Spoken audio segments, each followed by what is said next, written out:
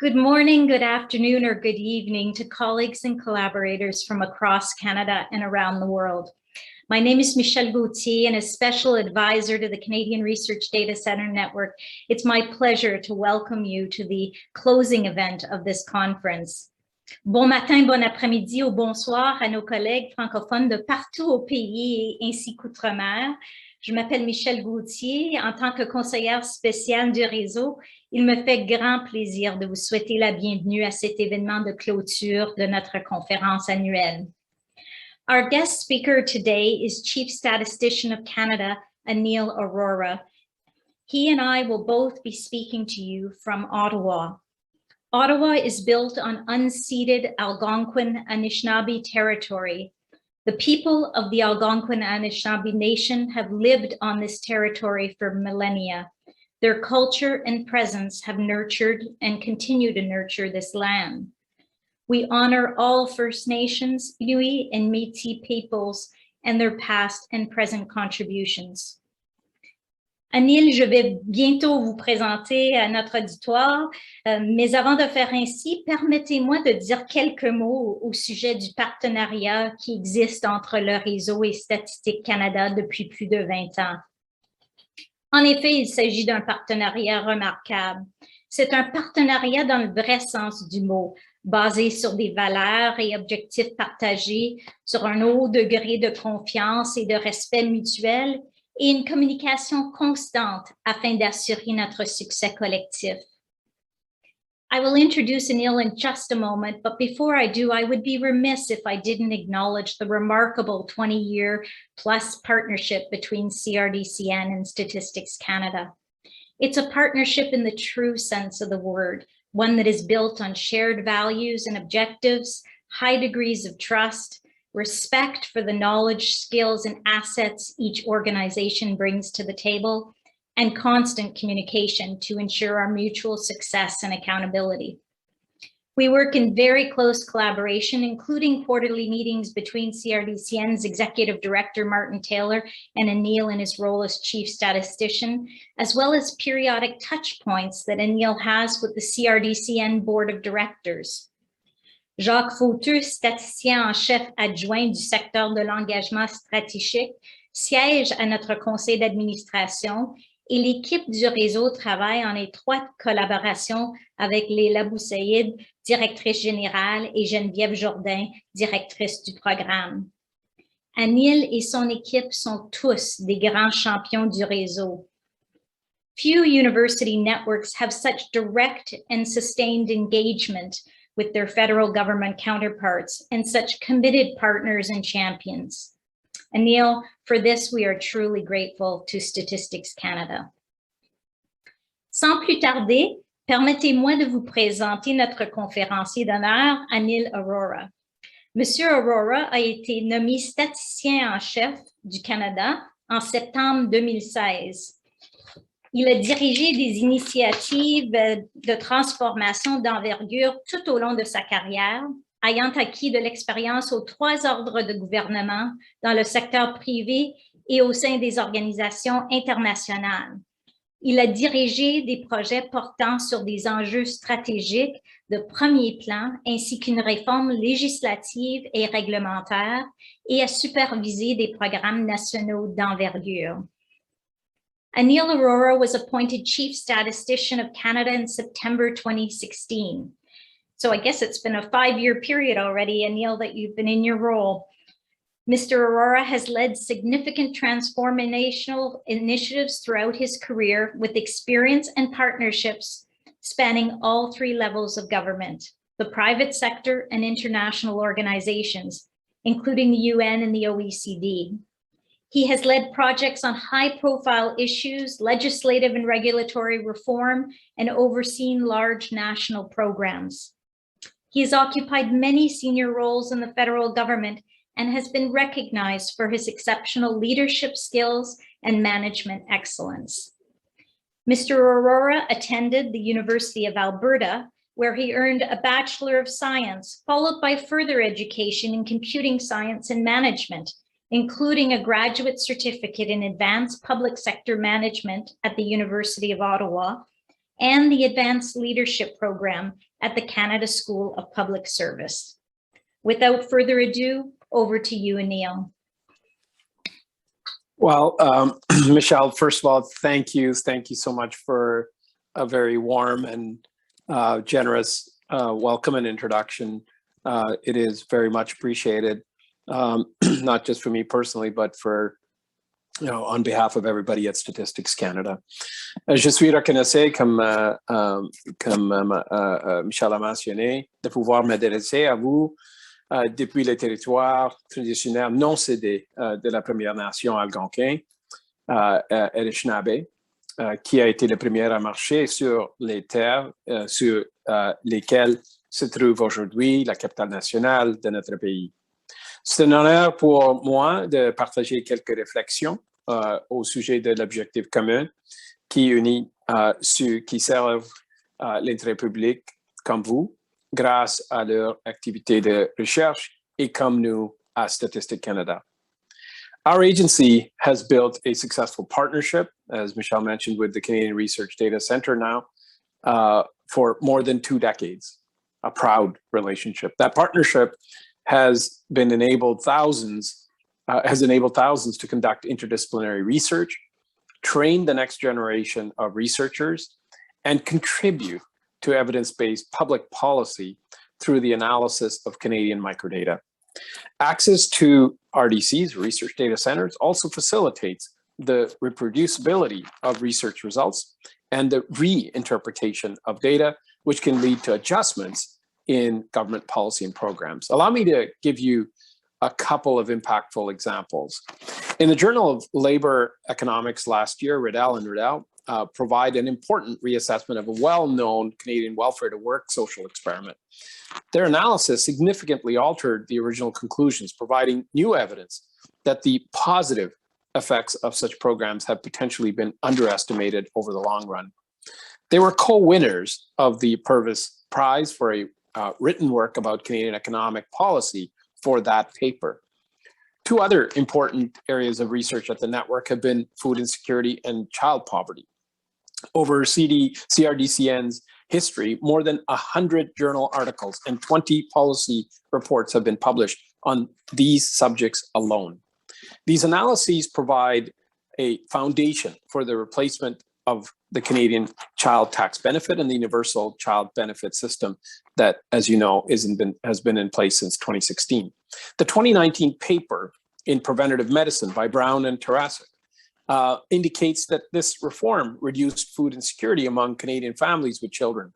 The network's reach is significant and, in fact, delightfully, it continues to grow.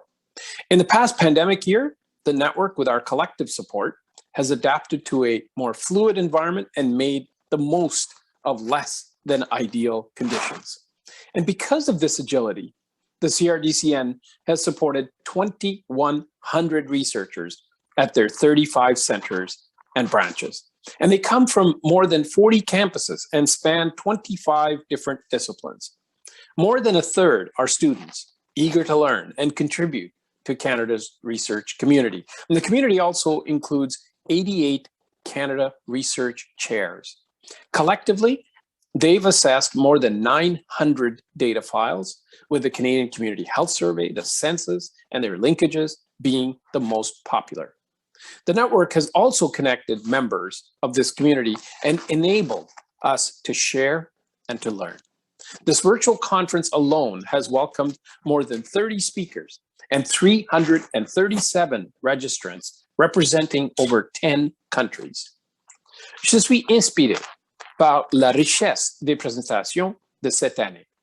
L'occasion pour un groupe de professionnels aussi forts et diversifiés de se réunir et de partager leurs connaissances bénéficie vraiment à chacun d'entre nous. Je sais que ces gens et d'autres collègues de milieux universitaires de la santé et des affaires, étudiants comme chercheurs chevronnés, s'efforcent tous de créer un monde meilleur grâce aux données. And I'm eager to see what will happen in the coming years. The way research continues to evolve, building from the solid principles of statistics and enhanced with new developments in data science, is essential to keeping track of our increasingly complex and interrelated world. And that has been particularly true, as you all know, during this COVID-19 pandemic period. Dans la situation que nous vivons aujourd'hui, le rôle des données et des renseignements fondés sur les données n'a jamais été aussi important pour aider les Canadiens et les Canadiennes dans les moments difficiles. En fait, dès que la première vague de la pandémie s'est abattue sur le pays, les données qui étaient vues comme un simple outil sont devenues un outil essentiel à la prise de décisions. Over the past year and a half, Statistics Canada has accelerated efforts to adopt innovative ways to collect data beyond our traditional survey-first approach and bring our findings to researchers, to businesses, and to governments alike, to enable them to respond quickly and effectively to Canadians' most pressing needs. La pandémie a transformé notre monde en monde virtuel.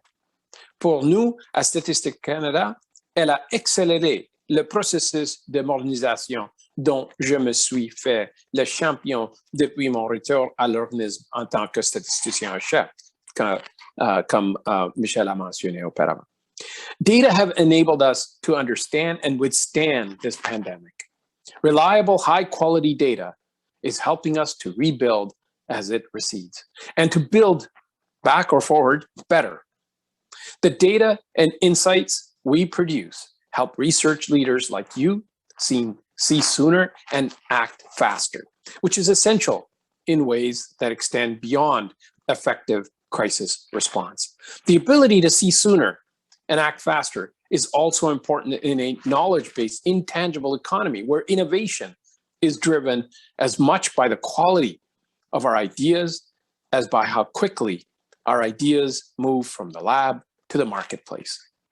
Les données et les renseignements de Statistique Canada peuvent aider à accélérer le rythme de la découverte et de l'innovation. Grâce à nos fonds de données, nous contribuons à générer de nouvelles idées et à faire progresser les objectifs de savoir.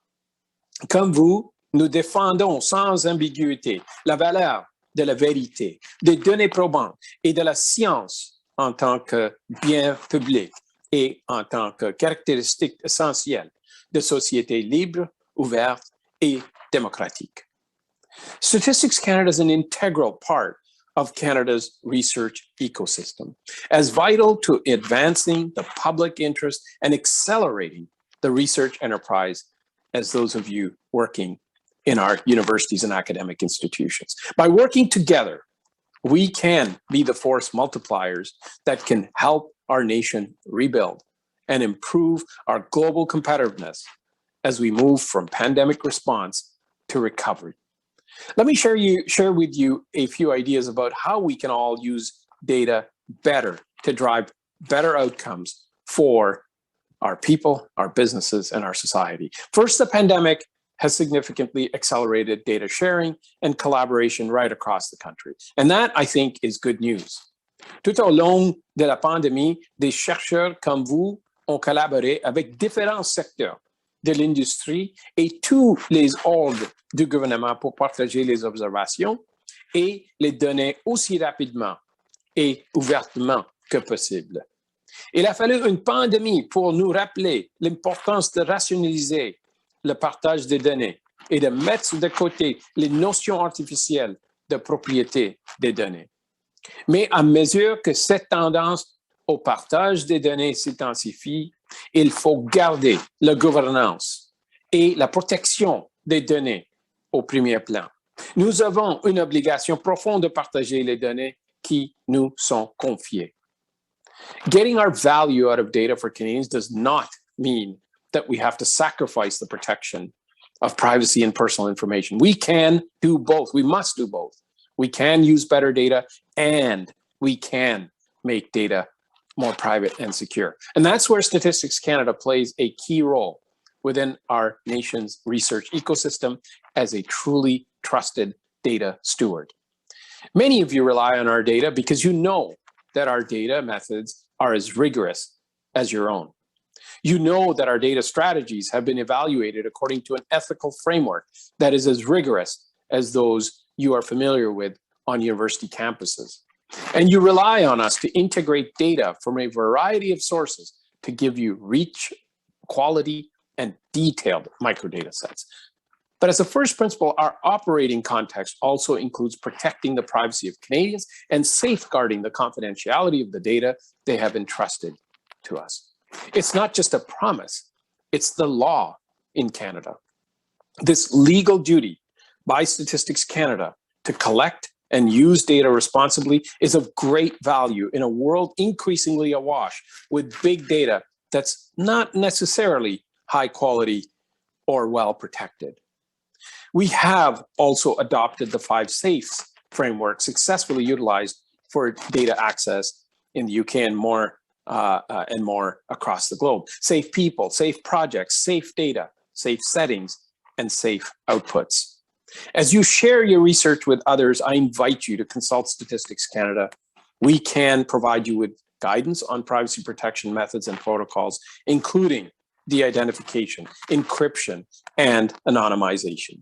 We're working on sharing our agency's expertise with different communities. So for example, we're collaborating with the Canada School of Public Service to develop and deliver training courses for public servants on data stewardship, data management, statistical methods, and analysis. And we collaborate with organizations such as Apolitical on data literacy training for public servants through their free introductory courses. Statistics Canada also has broader data literacy training available for free on our website. And I invite you or your students to check out our learning catalog, which contains short videos, tools, and training products for those new to data or who just may simply need a refresher. And we are open to hearing about specific training needs your research teams may have and helping to the extent that we can. Providing you with access to microdata has been an urgent priority for all of us at Statistics Canada. Le COVID-19 a accéléré les travaux déjà en cours à Statistique Canada pour fournir des solutions d'accès à distance. Nous continuons de tirer parti de ces progrès. Early in the pandemic, Statistics Canada and the network formed a high-level joint task force to develop both short and long-term data access strategies for academic researchers. In its first phase, the task force introduced the concept of a hybrid IT model, which aligns the virtual research data center and the virtual data lab under a common governance framework and a technological approach. The aim of this hybrid model was to provide users with a seamless experience regardless of the technical platform they might be using. With the Virtual Data Research Center project, the network will move away from the 32 standalone systems at universities in which all data files are stored currently and processed within the individual RDCs on a local server and towards a centralized platform with enhanced security measures, a more robust, reliable network architecture, and remote access capabilities. And this new IT infrastructure will greatly enhance the computer processing and storage capacity of the centers, which will allow researchers to harness more effectively the power of large administrative and integrated data files. Access to both the Virtual Data Lab and the Virtual Research Data Center will be available within RDCs as well as remotely in other authorized workspaces. The location of access for a given user will be determined by the sensitivity of the data being used and the accreditation level of the individual and their organization. This approach is part of the risk-sharing framework that Statistics Canada has adopted and uses to govern all of our data access programs. In its second phase, the Joint Task Force is focusing on streamlining administrative processes around annual billing and support services. In March, a pilot was launched to test the Virtual Data Lab cloud environment with a small number of researchers using anonymized microdata files with low to medium levels of sensitivity. This pilot is an important test of the governance framework and operational practices that underlie the hybrid model. The work that is being done to negotiate agreements with individuals and institutions and to develop business processes for serving clients working remotely will benefit all of our clients, including researchers using the virtual research data center. Statistique Canada est déterminé à recueillir et à diffuser des données qui peuvent faire une différence. Notre mandat est de prendre le peu de peuple en recueillant, analysant et publiant des statistiques sur de nombreux sujets, y compris sur l'expérience de population de plus en plus diverses qui ont élu domicile au Canada. And in the pandemic, we made some difficult discoveries as well. Early on, our data showed COVID-19 was not affecting all Canadians equally. Your risk of not only contracting the virus, but dying from it can depend on your age, sex, and pre-existing health conditions, but it can also depend on your postal code, your income level, what you do for a living, and whether you're a member of a racialized community. I can undeniably say that the pandemic has made the work of collecting and disseminating more detailed data an urgent priority for Statistics Canada, and indeed, the government of Canada in this country. So we developed a disaggregated data action plan to ensure our leaders have the data they need to make evidence-based decisions related to women, Indigenous people, racialized communities, Canadians living with disabilities, and more. It will help them craft and implement policies that have a positive impact on the people who need it most and bring the social and economic impacts on marginalized groups into the heart of decision making. Our disaggregated data action plan is years in the making. And this spring, the Government of Canada earmarked significant funding in budget 2021-22 for Statistics Canada to implement this ambitious plan. Because an investment in data is an investment in our future. When we can research and evaluate how different people are faring, we can make sure no one is left behind as we move towards a brighter future. And as Canada becomes a more diverse and inclusive country, our agency is collecting new kinds of data to track that evolution more accurately. For example, our 2021 census of the population included a new question on gender to complement a revised question on sex at birth, so that we can capture how these ways of looking at ourselves are changing. Those data are being released next April.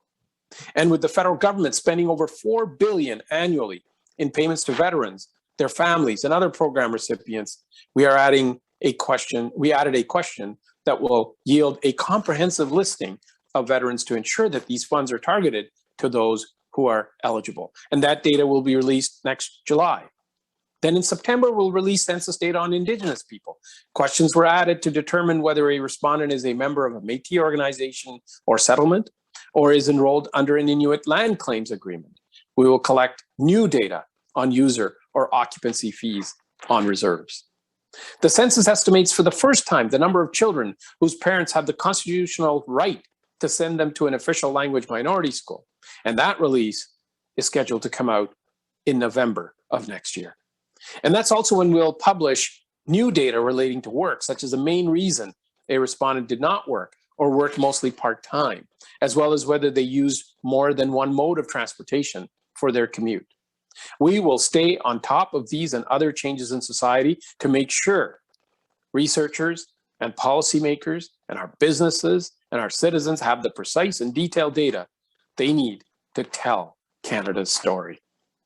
Looking forward, Statistics Canada will be engaging with the Digital Research Alliance of Canada and the CRDCN to identify synergies and define our mutual collaboration. Progress is ongoing on a number of additional key initiatives. These include the development of an analytics platform and monitoring capabilities and continued assessment and development of the client relationship management system and the microdata search tools. As well, we are developing new shared accountabilities, access models to increase flexibilities and to provide a sustainable, cost-effective solution that is scalable right across this country. Thanks to the groundwork laid by our joint task force and investments from Statistics Canada, in less than 2 years' time, the CRDCN will operate using a new IT platform. And that platform will usher in a new era of access to microdata. You will be able to access RDC data remotely from across the country, which will greatly enhance the speed and collaborative possibilities for greater research.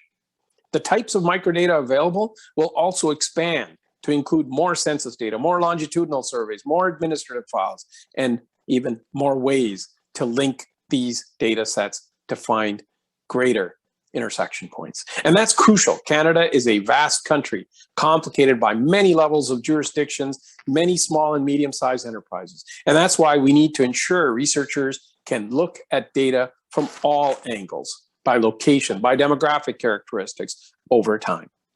The network provides ways to handle these requests while maintaining quality and confidentiality and privacy. Throughout the CRDCN, we are bringing together social, health, and economic data at the individual and enterprise level to create enriched data sources that can add real value to the work being done by researchers right across this country. One example is the CanCheck linked database, which brings together census long-form data with administrative health data, such as rates of hospitalizations, mortality, and cancer. These data sets have improved our understanding of the health experiences of racialized and vulnerable populations. They've also exposed gaps in income and health outcomes between Indigenous and non-Indigenous individuals. Similarly, the linking of health behavior data with mortality data from our Canadian Communities Health Survey has enabled researchers like Doug Manuel of the University of Ottawa and Dr. Laura Rosella of the University of Toronto to better quantify the impact of smoking, obesity, and alcohol use on health outcomes through the use of comprehensive predictive models. As the network's data and access expands, so too will your ability to provide data-driven insights to policy partners and to other decision makers. Les données font partie intégrante de la reprise de notre pays. Nous recherchons davantage de données pour permettre aux chercheurs et aux décideurs de mieux comprendre où nous sommes et où nous allons. Un portrait plus riche et complet de notre pays. Une enquête sur la satisfaction des entreprises. Un recensement de l'environnement. Restez à l'affût. I want you to know that Statistics Canada wants to work with you.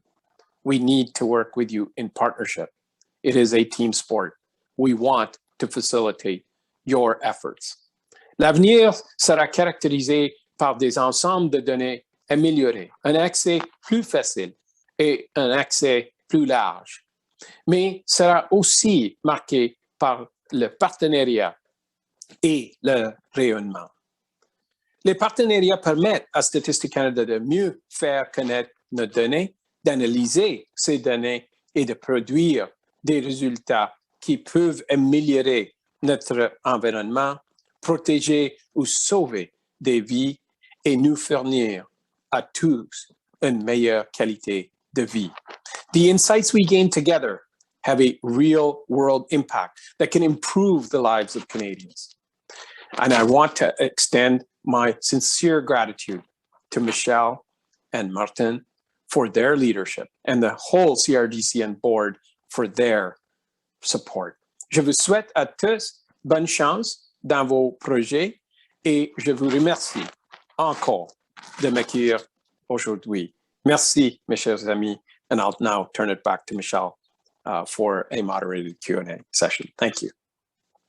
Merci, Anil, de vos propos et aussi de vos remarques généreuses à l'égard du partenariat entre le réseau et Statistique Canada. J'aimerais justement maintenant inviter nos collègues à poser leurs questions dans la boîte pour faire ainsi sur la plateforme Zoom.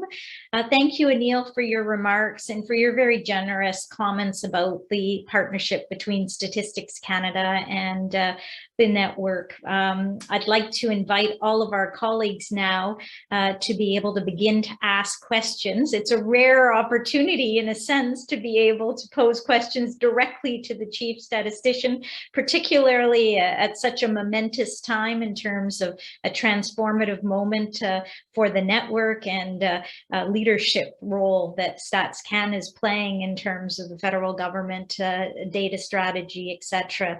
As we await some of those questions that might come in, Anil, hearing about all of these data files, etc., it's so exciting to, for researchers and policymakers. And I especially like the language you used where you were suggesting the opportunity to help policy leaders to see sooner and act faster. And so I guess as a first question that I might have for you, for our policy colleagues who are in the audience today, what advice would you have for them if they want to work to make their data more available? You mentioned the pandemic accelerated both the need and the means by which to do that. But if they want to work with StatsCan and CRDCN to do collaborative research or to engage in cross-sectoral knowledge mobilization, what are some of the things they need to know about how we can do that, hopefully easily and seamlessly with their departments and ministries? Yeah, thank you, Michelle, for that excellent question. First thing is just contact us and start to work with us. You mentioned Leila, you mentioned Geneviève, you mentioned Jacques Photo, myself. Just contact us. We're accessible. Send us an email, give us a call, and let's talk. Let's talk about what's on your mind. Like what is it that is going to be on the minister's mind? What's going to be required to fulfill a very ambitious agenda with the underlying data? There is a massive desire to get a good sense of what the facts are. What are the interrelated nature of issues as society and health and our environment and the economy intersect and commingle. Work with us on what is it that we need to address. Let's figure out what are data strategies together that make sense. Let's start to look at what data can be shared so that we don't impose additional burden on citizens or businesses. And let's be transparent about how it is that we're protecting privacy and confidentiality. And let's think in that data strategy up front, not as an afterthought, about what are the micro data products that we want to come out of that partnership so that greater research can be fueled in our academic institutions and all those organizations that are geared towards finding those insights. That is that collaborative nature that we need to develop in this country and further refine. And I think in that data strategy, things like standards, concepts, and cohesive ways in which to look at these things are absolutely crucial. So let's work not just on creating that output and the set of products, but really around the greater data stewardship. We have a great opportunity in this country, as I said, to ensure that we can maximize the use of the data, make sure that privacy and confidentiality are baked into our strategies, and that we get at those insights in a very timely and cost-effective manner, so that we don't impose unnecessary burdens on our citizens. And I think that's what it is. That's why when I say it's a team sport, it means that we all have to bring our A game, as they say. And I think there are a lot of interesting and essential pieces of expertise that exist in the ecosystem. What we need to do is to bring it together. And Statistics Canada and the CRDCN are not just about providing data, but really providing that ecosystem and a place to convene and facilitate those conversations with data as the language of our discovery. Thank you, Anil, for that very comprehensive answer and the strong openness and the proactive nature of what you're proposing, I think, comes through and resonates. And we've certainly been very pleased and impressed by the efforts that Statistics Canada has made to pilot initiatives, to be able to be innovative in terms of saying, well, we might not have all the answers at the beginning of the process, but let's try this with a few institutions or a few researchers. Let's learn from that, like share it. And presumably for our policy partners, it's, you know, similar. I'm thinking of the work that would have been done with Keith Godin, for instance, in BC, or work that's being done through Umit Kizilstan at IRCC, or other places where policy partners can then go to those colleagues who share similar both opportunities and constraints within their departments and ministries to understand, how did you make this work and how can we build on that and learn from your experience? So that's wonderful. Thank you. We have a question that's come in that I'll share with you now, and it's, as StatsCan rolls out the disaggregated data action plan, would there be increased momentum in data integration and more data sets available for researchers at RDCs? The short answer is yes. That's exactly the intent. So first of all, getting disaggregated data, you know, has many elements to it, from a culture change that says, no, what we collect or don't collect, what we choose to shine a light on and don't, is a conscious decision. It's a value judgment that we are making. For far too long, we have left parts of our population and parts of this country and elements of the various domains that are at play in the dark. And so disaggregated data is just as much about you know, being aware that you know, data are observation points of how our environment is doing, how our people are doing, how our economy and our society are doing. And then it's about agreeing on a frame. It's on agreeing on a set of definitions. How are we going to classify? And then it's about consistently going about and identifying data sources. And with Statistics Canada, I think, you know, playing a pretty, you know, a pretty core and a fundamental role in that, but not an exclusive role. You know, there are so many areas in the academic sector, in the policy fray, with businesses and so on, where there's a really, I think, well-meaning desire to understand things, but you know, maybe people might be searching, organizations might be searching about, well, how do I go about doing that? I mean, I have all these data in, you know, whether it's a byproduct of a service that's provided, or you know, stores of data that the organizations may have, both in the government and the non-government fray. But it's about, well, how do I turn that into value so that we can collectively benefit from it?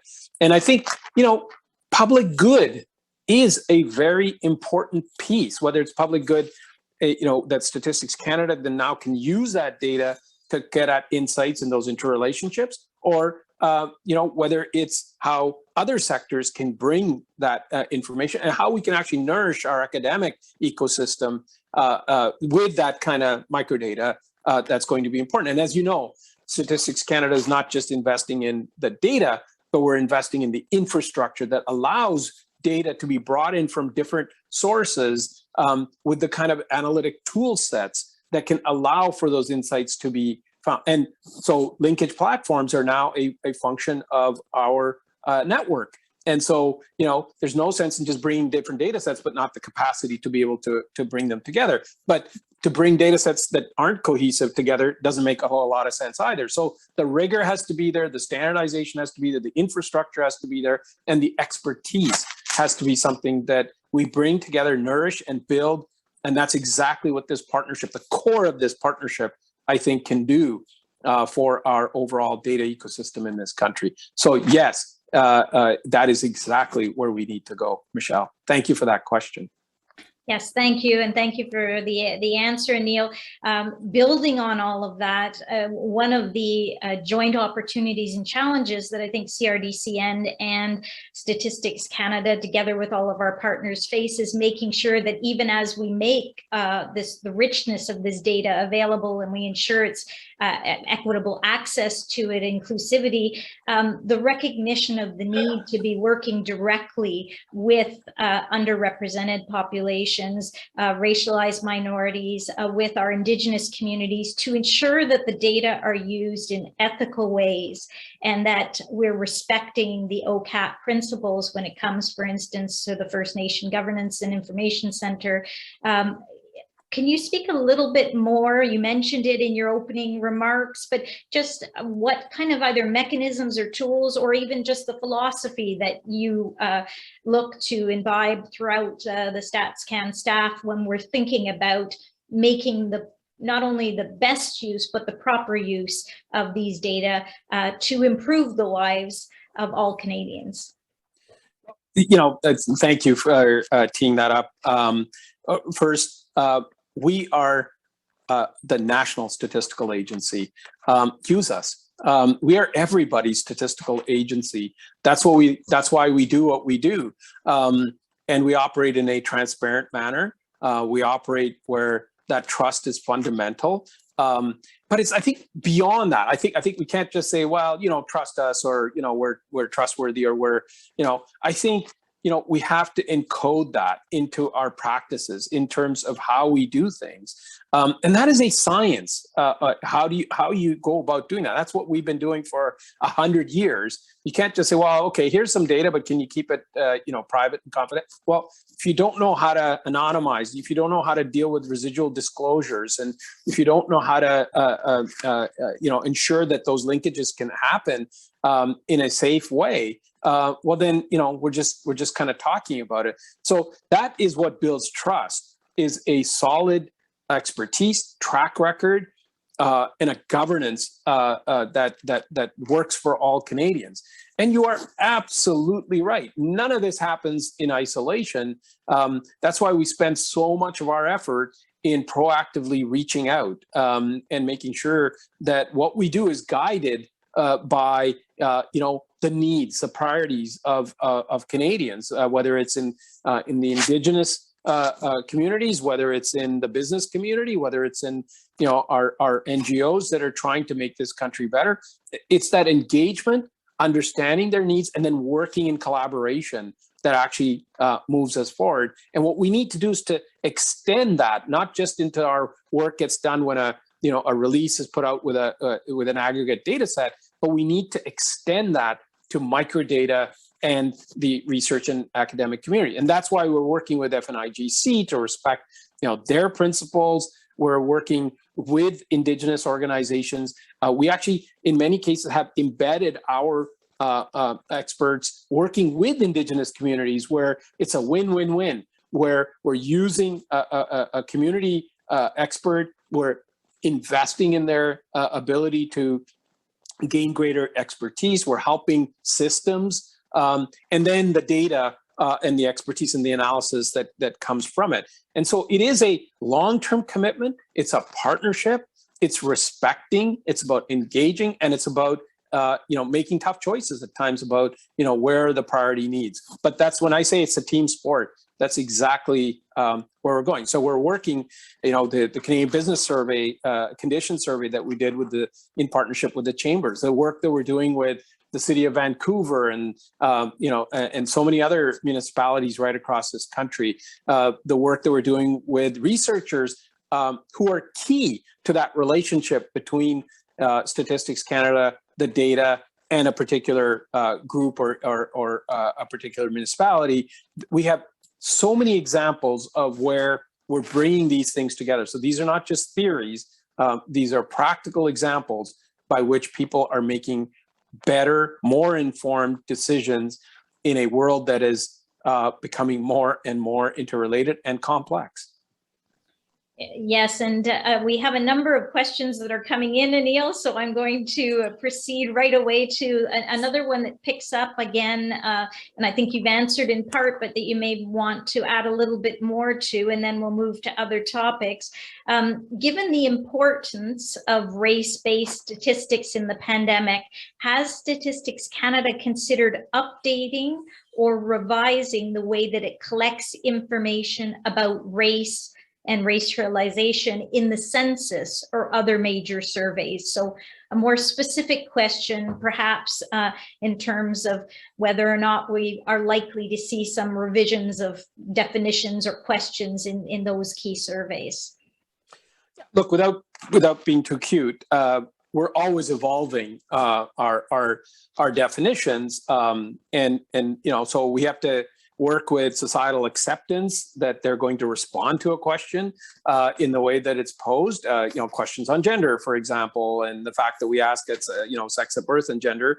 The question on disabilities, which include cognitive and physical disabilities. The questions on race. And not too long ago, the country was like, no, we're not, we don't want to differentiate what's going on. Well, attitudes and acceptability of certain questions and concepts change over time, and our definitions get further and further refined based on societal needs. So, we can't get ahead of societal acceptance because then you're just going to get a lot of non-response. But we have to do our job in terms of ensuring that those definitions are harmonized, that they're done in and engaged in a consultative approach, that they take into account the latest academic literature on how it is that we should be defining things, and then of course embedding them into our instruments. Now, in the census itself, we in a lot of cases, what we will do is ask the granular question. Where were you born?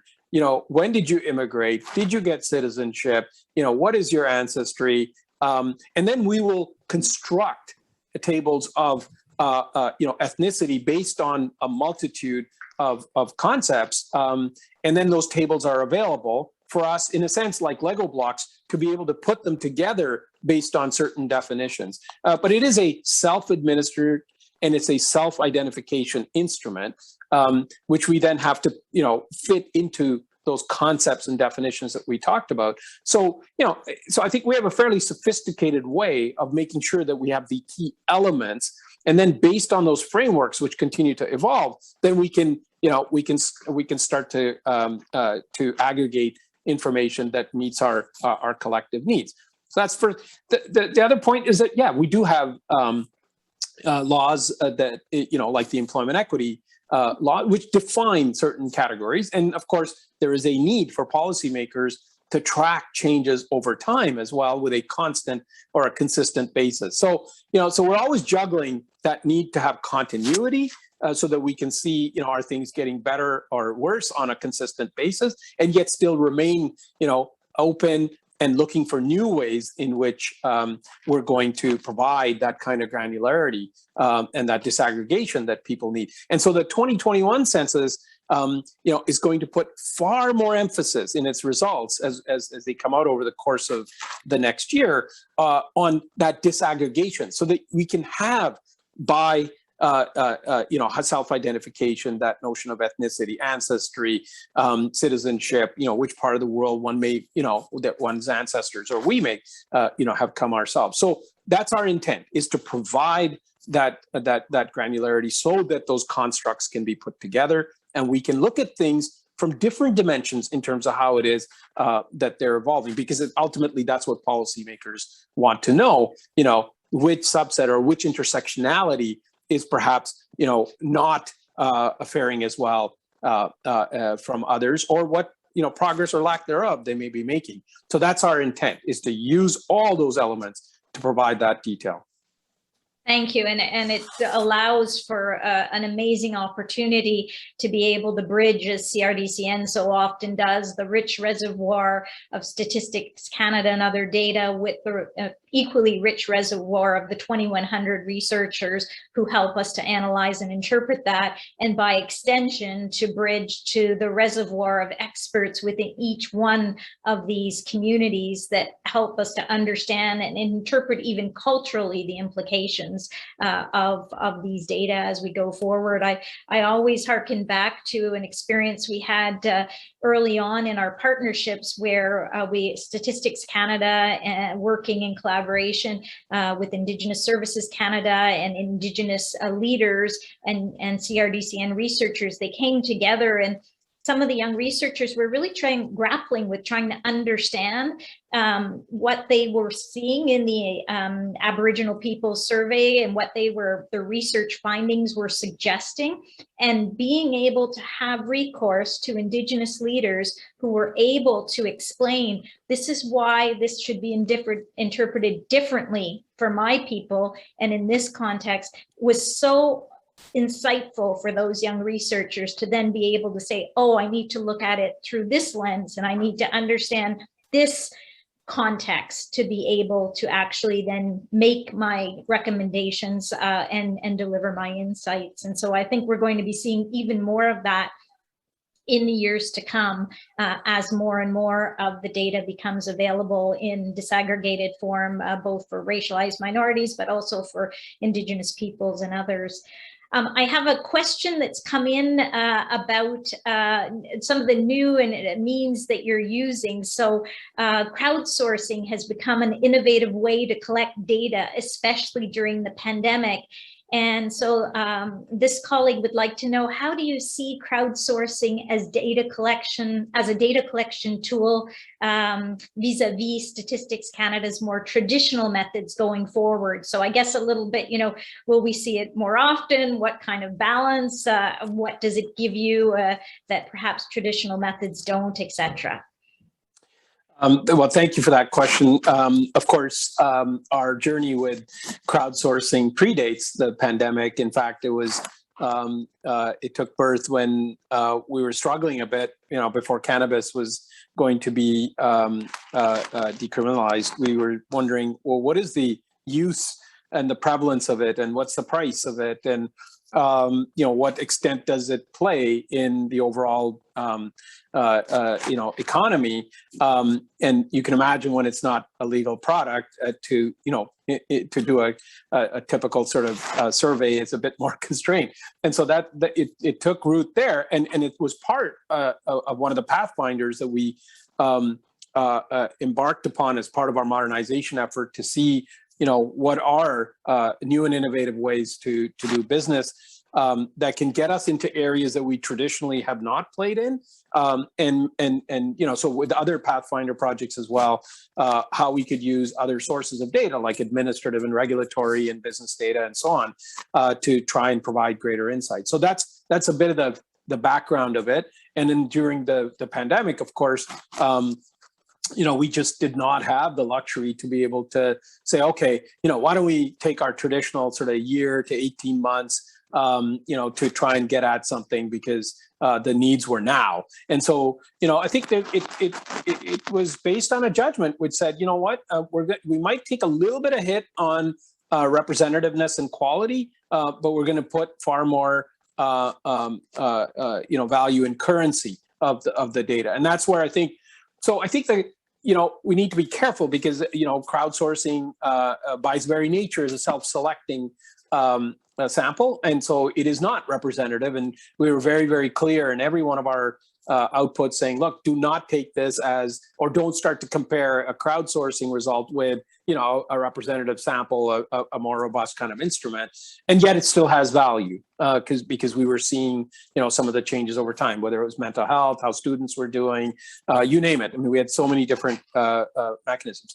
But it was a launching point for us as well to start to say, okay, now how do we go from, you know, where 500,000 Canadians took part in, you know, in the first few months of crowdsourcing types of applications, to saying, okay, how do we make. And out from that came panels that we developed, where we could now go back on a regular basis and then say, yeah, it is in fact a representative sample with the robustness, the statistical robustness of the methodology that are inherent within it. So I think crowdsourcing is yet one more tool in our box, but it's not panacea. It has limitations, and we need to use it responsibly. But it is exciting because it can very quickly fill in gaps for information that in many cases are good enough to see what's actually happening out there. And of course, it has its own value of engaging and getting people excited and learning about statistics and you know, what the agency does. So thank you for that question. I hope that helps. Yes, it does. And, you know, we certainly have seen Statistics Canada's efforts under Jacques Vauteur and as leadership to try to promote not only that sense of partnership, but that engagement. And you're quite right that crowdsourcing allows you to do that and is part of that continuum of tools to be able to fully inform the effort. So thank you for that. The next question I have is there a broader objective to use StatsCan's disaggregated data action plan and virtual data lab as exemplars to inspire other Government of Canada ministries to do the same and work towards a, quote, whole of government approach to innovative collaborations among researchers, policymakers, and data sources. So I guess what they're asking here, Anil, in essence is, do you have a grand plan where the leadership you're showing with your team at StatsCan will result in similar opportunities right across government for this kind of research, policymaker, data experts, a forum to come together? Well, I'll argue that it's already happening. We look at the data sets that we have today available to researchers through the RDC network, and then through innovative ways to provide access. We're already hosting data from so many other sources. We're providing the linkage environment. So we're moving from that, we provide data to we provide a service. And I think that is being noted. A couple of years ago, 3 years ago now, I co-authored the federal government's data strategy, and it was all about exactly that. It's about how do we collectively use data as the convening mechanism to bring leadership, to bring sharp focus on what are the most pressing needs and priorities, bringing different communities together, regulatory and policy and the research and analytical communities, to focus around what is the evidence, where is the data, what are the insights that we need to get at. So that's exactly it. And I think the CRDCN is just as much as an enabler of that function as it is a provider of microdata. And as I said, I think that's exactly what's happening out there. We're seeing partners that want to work with us because they can see the value of data. The value proposition has to be built into the thinking.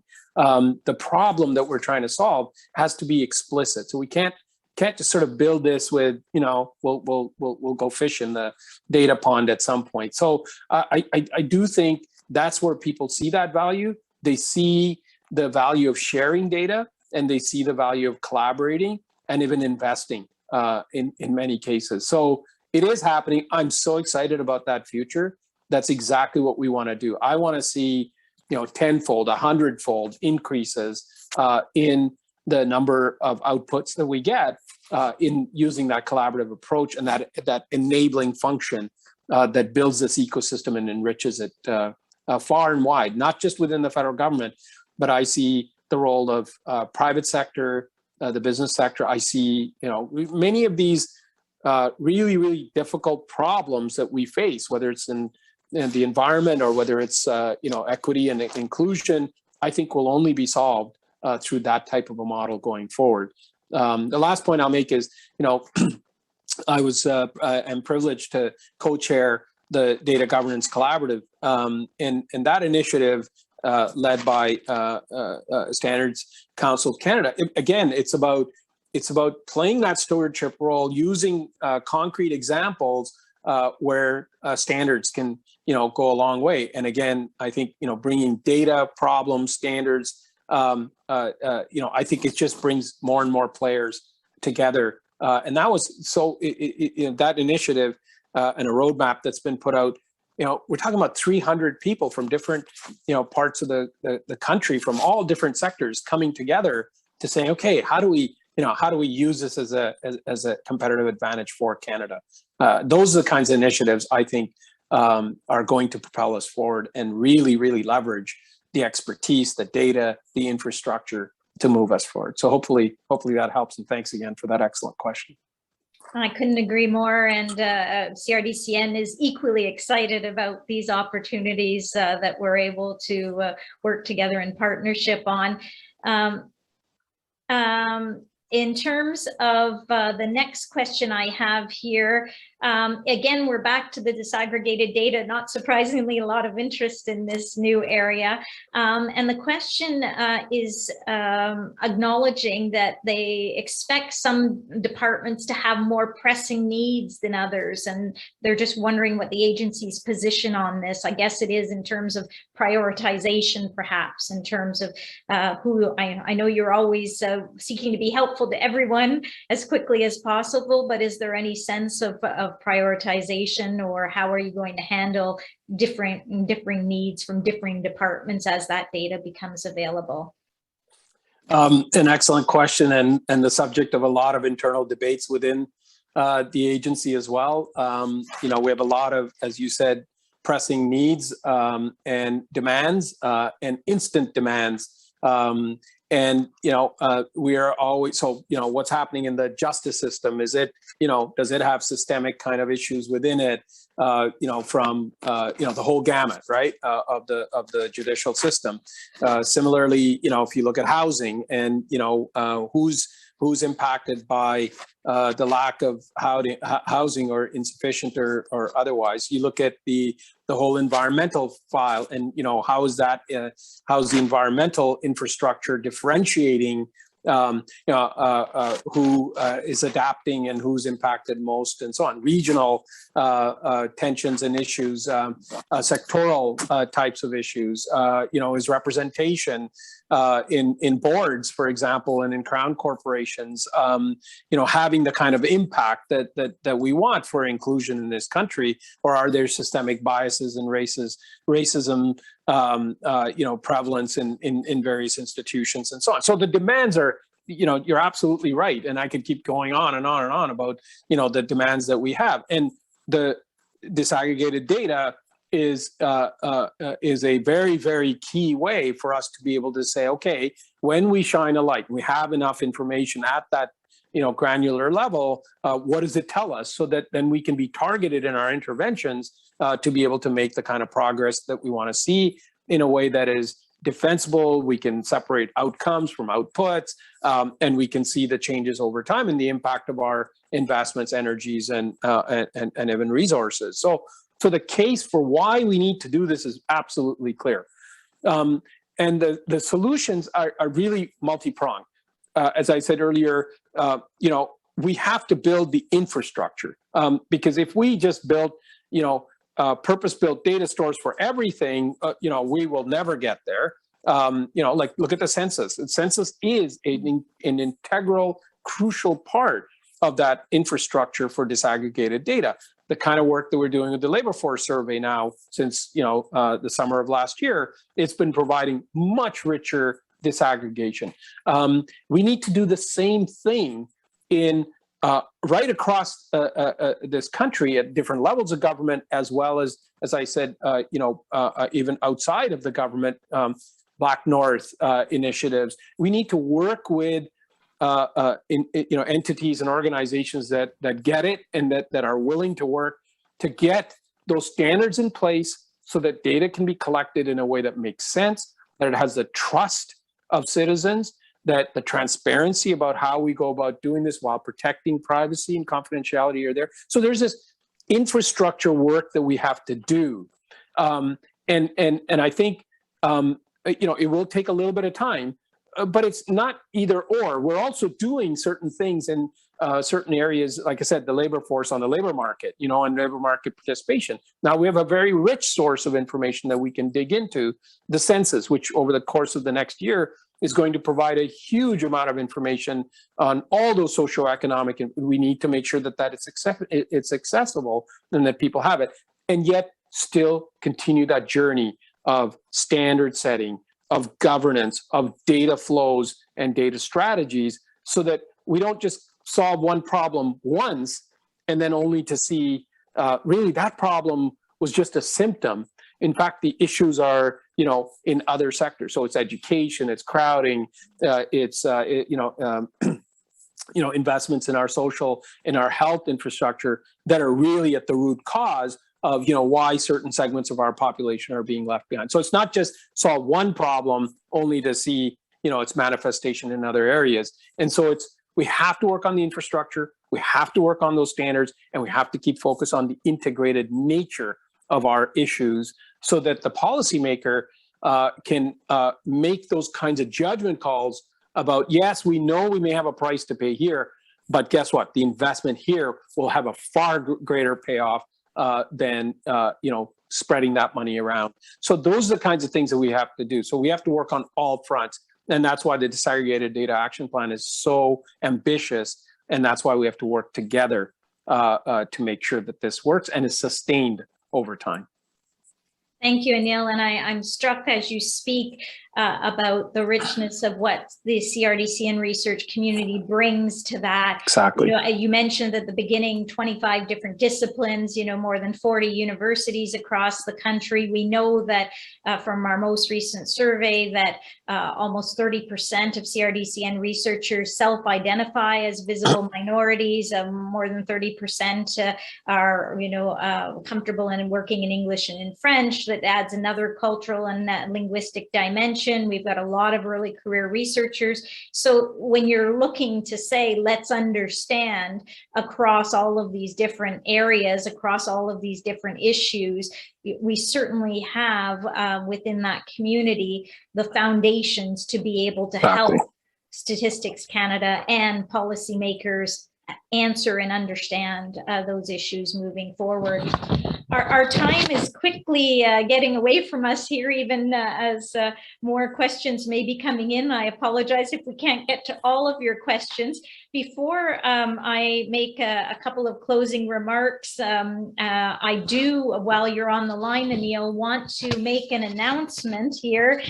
We did have a poster session as part of our conference this year, and I am very pleased to announce on behalf of CRDCN that Jessie Nelson is the winner for her entry, and it was called Comparing the Degree Pathways of Doctorate Graduates. And it was about exploring patterns and early career outcomes. So congratulations to Jessie. Every time we've had an opportunity to either have poster sessions or the National Policy Challenge, we always learn so much from our emerging researchers and next gen, as well as our established researchers in terms of what they can contribute. So thank you, Jessie, for that. I am going to ask you one last question, Anil, before I close off. You've spoken eloquently, about the richness of the data and the opportunities before us. So if we allow ourselves to dream a little bit about that future, I would love for you to close before I make a couple of closing remarks of thanks to speak about what the success of the CRDCN StatCan partnership would look like to you, say in 2030, and what you hope by that time we will have accomplished together? Well, first of all, I'm a big believer in foundational strength. 20 years, now 20 plus years of this partnership is something that I think we should celebrate and we should recognize and we should very much see how we can build on that network. The thousands of researchers you spoke about, the diversity that's within the community. This has been an unprecedented time of investments in infrastructure, expertise. The necessity to actually bring data and the community together to solve very, very pressing and important issues for this country. I see that trend accelerating. I don't see it diminishing at all, which brings opportunities. It brings pressures as well. 2030 is not that far away when you think about it. It's literally around the corner, and the opportunities and the pressures and challenges are very real. I believe that we need to expand that ecosystem and I think welcome and make sure that we don't duplicate with new players, who don't have to learn the lessons that we learned over the course of the 20 years, but that can build on these lessons. So this is a very crucial nucleus that has been formed, and we can build on this. This is a pride for Canada, for our universities, for our academic sectors, for the government sectors. We need to expand more into the business areas, and we're doing more. I know we're putting more and more business files that are available, but I think we can do a lot more to bring in the economic lens, environmental lens. What an excellent opportunity to start to facilitate that kind of work. The census of the environment that we're going to undertake, which will give us another layer of richness of data. The expansion of bringing data and services and expertise to academic researchers right across this country, who can use the platforms that we're building together. And again, like that, it's part of that investment in the virtual access to these data, with the quid pro quo, as I mentioned, of validation and that strong desire collectively to make sure that we're working responsibly with these data. So in another 8 years, I would like to see the reach of this network be the crown jewel of what this country can build upon. I want to see far more data, in those data strategies that I talked about, microdata being not an afterthought, but being part of the thinking right at the inception. So I would say, so many colleagues from so many other departments are listening today, and researchers and academics are listening to this today. That future will only be built because you want it to be built. You want it to work. You're going to have to bring your curiosity. You're going to have to bring your energy, the willingness to share when you document something, and making sure that the next researcher builds on that. It's going to be about not being perfect, but good enough that starts to now bring greater insights and knowledge, and that value proposition that I spoke about, because those are going to be crucial if we are going to attract new data sources, retain them, and then work on that data stewardship role that I spoke about earlier as well. It's not just about volume, it's about quality. And that quality only comes when we agree on concepts and we work in partnership with our Indigenous, with our business colleagues, with other levels of government. Data belong to everybody in this country as citizens. And I think we are just on the verge of capitalizing on the rich insights that are inherent. And as I said, privacy and confidentiality are not trade-offs. They are integral to the work that we are going to do. So it's all our business. And so I only see a very rich and exciting future. I want to see multiple fold increases in the number of researchers that access our data, the number of products that we put out, the number of integrated products that we put out, and the brand and recognition, frankly, that I think networks like this bring, and then being open to inviting and making sure that the value proposition of that ecosystem is very clear to all Canadians. So I just want to stop first of all by saying thank you, Michelle. Thank you, Martin. Thank you to the CRDCN board. I want to thank the academic institutions who've been so incredibly supportive of this partnership. I want to thank all the other government departments that are committed to moving us forward. And lastly, to Canadians who entrust us with their data to make sure that we do good. Thank you. Thank you, Anil. Thank you for those very thoughtful comments and the very exciting future that you've charted for all of us and that we look forward to realizing in partnership. Just a few closing words before we say goodbye to you and to our colleagues. Lors des 2 dernières semaines, plus de 30 conférenciers ont partagé des nouveautés en recherche et en politique publique. Nous espérons que ces présentations et discussions sauront informer votre propre recherche et analyse de politique et que la conférence virtuelle vous a permis de rencontrer de nouveaux collègues. Over the course of the last 2 weeks, more than 30 domestic and international speakers have shared their research and policy insights with an audience from around the world. We trust that these presentations and discussions will inform your own research and policy policy efforts in the months and years ahead, and that this event will allow you to have connected virtually with your colleagues, and we hope to be able to do so soon again in person. On behalf of the CRDCN, I want to thank all of our speakers and moderators, including Anil, for all of his thoughts and time today.